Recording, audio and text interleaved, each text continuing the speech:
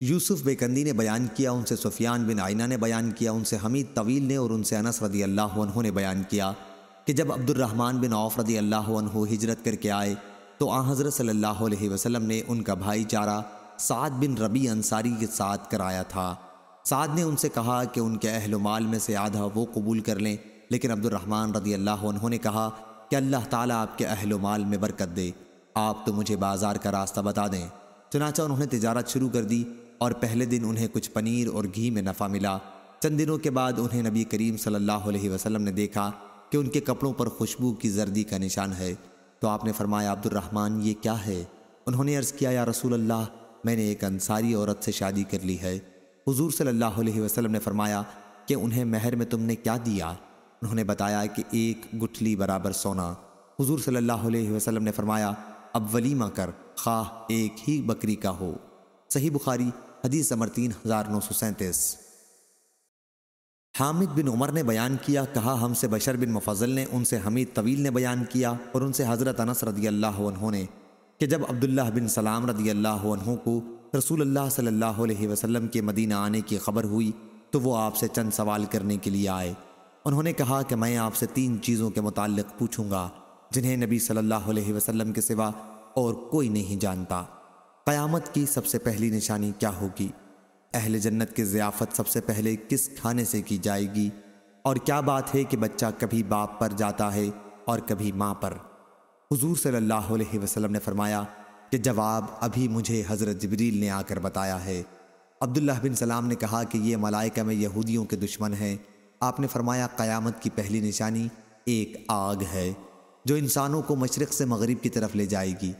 جس کھانے سے سب سے پہلے اہل جنت کی ضیافت ہوگی وہ مچھلی کی کلیجی کا بڑا ہوا ٹکڑا ہوگا جو نہایت لذیذ اور زود ہضم ہوتا ہے، اور بچہ باپ کی صورت پر اس وقت جاتا ہے جب عورت کے پانی پر مرد کا پانی غالب آ جائے، اور جب مرد کے پانی پر عورت کا پانی غالب آ جائے تو بچہ ماں پر جاتا ہے۔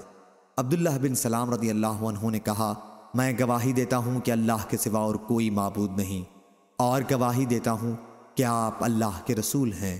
پھر انہوں نے عرض کیا یا رسول اللہ یہودی بڑے بہتان لگانے والے لوگ ہیں، اس لیے آپ اس سے پہلے کہ میرے اسلام کے بارے میں انہیں کچھ معلوم ہو ان سے میرے متعلق دریافت فرمائیں۔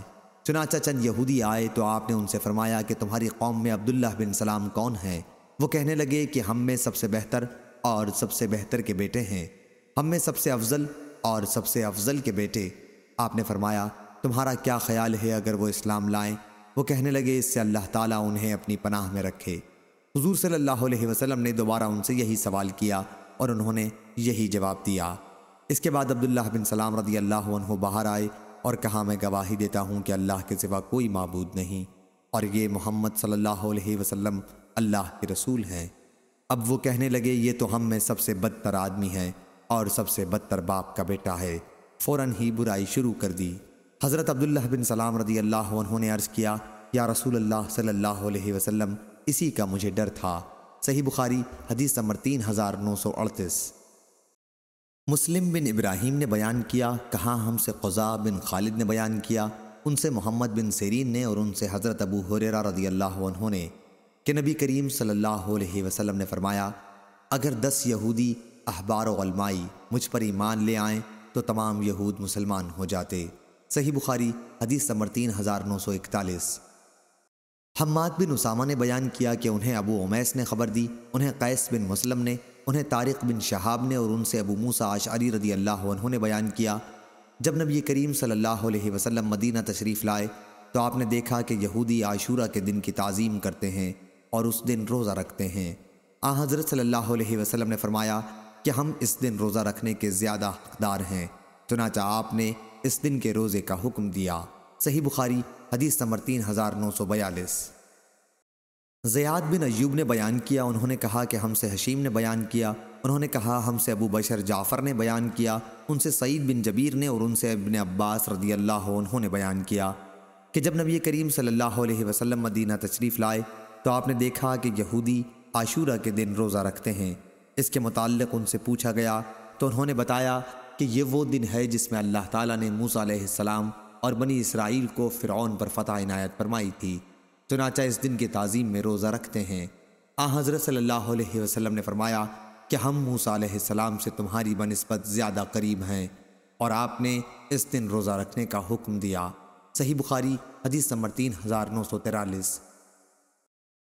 عبداللہ بن مبارک نے بیان کیا، انہوں نے کہا کہ ہم سے یونس نے، ان سے زہری نے بیان کیا، کہا مجھ کو عبیداللہ بن عبداللہ بن عتبہ نے خبر دی، ان سے حضرت عبداللہ بن عباس رضی اللہ عنہ نے کہا کہ نبی کریم صلی اللہ علیہ وسلم سر کے بال کو پیشانی پر لٹکا دیتے تھے، اور مشرکین مانگ نکالتے تھے، اور اہل کتاب بھی اپنے سروں کے بال پیشانی پر لٹکائے رہنے دیتے تھے۔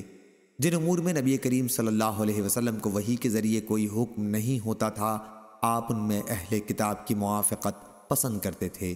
پھر بعد میں حضرت صلی اللہ علیہ وسلم بھی مانگ نکالنے لگے تھے۔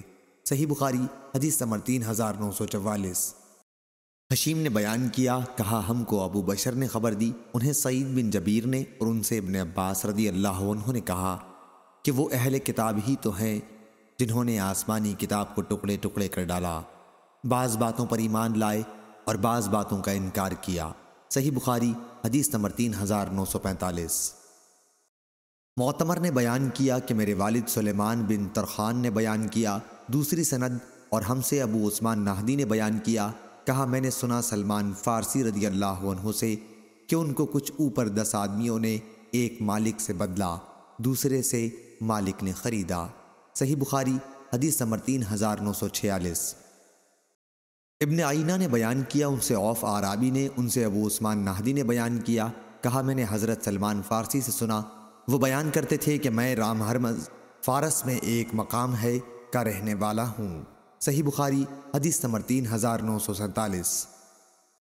یحییٰ بن حماد نے بیان کیا، کہا ہم کو ابو ایوانہ نے خبر دی، انہیں عاصم احول نے، انہیں ابو عثمان نہدی نے، اور ان سے حضرت سلمان فارسی رضی اللہ عنہ نے بیان کیا، عیسیٰ علیہ السلام اور محمد صلی اللہ علیہ وسلم کے درمیان میں فترت کا زمانہ، یعنی جس میں کوئی پیغمبر نہیں آیا، 600 برس کا وقفہ گزرا ہے۔ صحیح بخاری حدیث نمبر 3948۔